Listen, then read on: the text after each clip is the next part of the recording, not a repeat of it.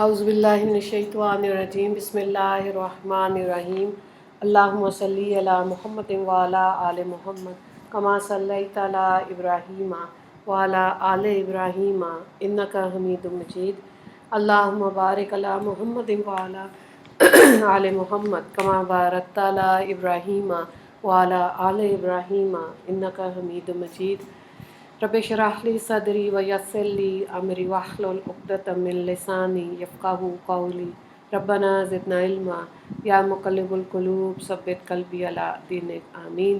10 عنوانات کے تحت اسلامی تعلیمات 11 محرم الحرام۔ عنوان نمبر 1 اسلامی تاریخ حضرت نوح علیہ السلام۔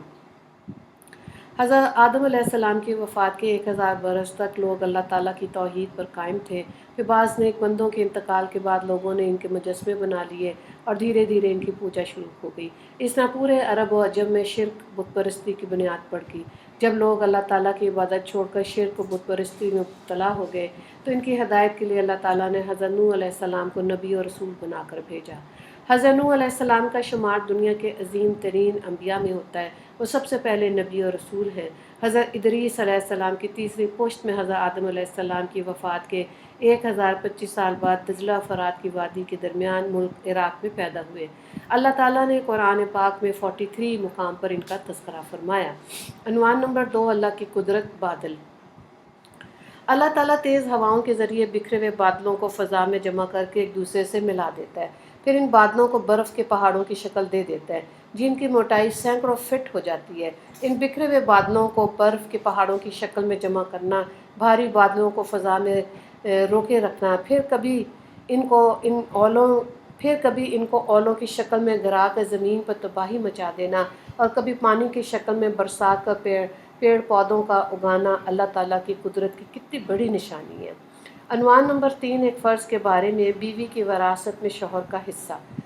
قرآن میں اللہ تعالیٰ فرماتا ہے تمہارے لیے تمہاری بیویوں کے چھوڑے ہوئے مال میں سے آدھا حصہ جبکہ اس کی کوئی اولاد نہ ہو، اور اگر اس کی اولاد ہو تو تمہاری بیویوں کے چھوڑے ہوئے مال میں چوتھائی حصہ ہے، تمہیں یہ حصہ ان کی وصیت اور قرض ادا کرنے کے بعد ملے گا۔ عنوان نمبر 4 ایک سنت کے بارے میں وضو کا پانی کھڑے ہو کر پینا۔ حضرت حسین رضی اللہ تعالیٰ عنہ بیان کرتے ہیں کہ ان کے والد حضرت علی رضی اللہ تعالیٰ عنہ نے وضو کیا اور وضو کا بچا ہوا پانی کھڑے ہو کر پیا۔ میں نے تعجب کیا، پھر مجھے دیکھا اور کہا تعجب کی کیا بات ہے؟ میں نے رسول اللہ صلی اللہ علیہ وآلہ وسلم کو اسی طرح کرتے ہوئے دیکھا۔ مفہوم یہ ہے کہ وضو سے بچے ہوئے پانی اور آب زمزم کھڑے ہو کر پینا سنت ہے۔ اس کو نسائی نے بیان کیا۔ عنوان نمبر 5 ایک اہم عمل کی فضیلت شکریہ ادا کرنے کی دعا۔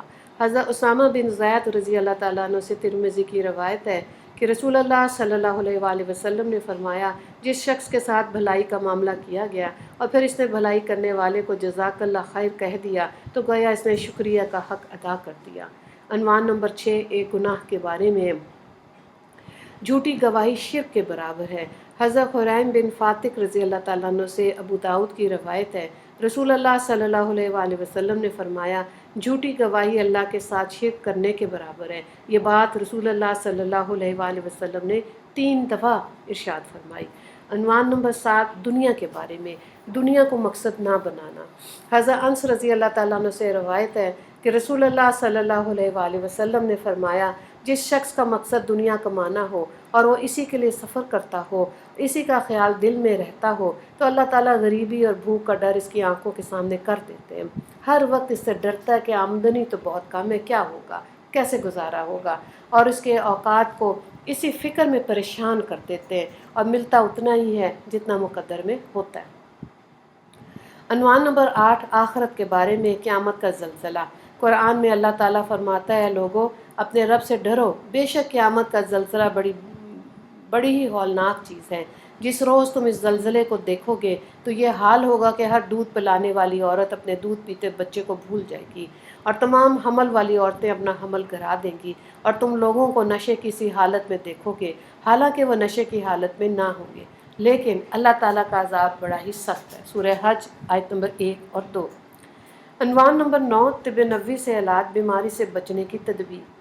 مسلم کی روایت ہے حضرت جابر رضی اللہ تعالیٰ عنہ بیان کرتے ہیں کہ میں نے رسول اللہ صلی اللہ علیہ وسلم کو فرماتے ہوئے سنا کہ برتنوں کو ڈھانک دیا کرو اور مشکیزیں یعنی برتن وغیرہ کا منہ بند کر دیا کرو، کیونکہ اس میں ایک ایسی رات آتی ہے جس میں وبا اترتی ہے، پس جس برتن یا مشکیزے کا منہ کھلا رہتا ہے تو اس میں داخل ہو جاتی ہے۔ عنوان نمبر 10، قرآن کی نصیحت۔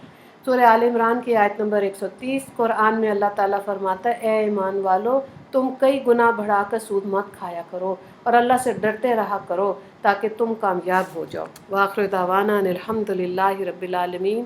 اللہم اغفر للمسلمین والمسلمات والمؤمنین والمؤمنات۔ السلام علیکم ورحمۃ اللہ وبرکاتہ۔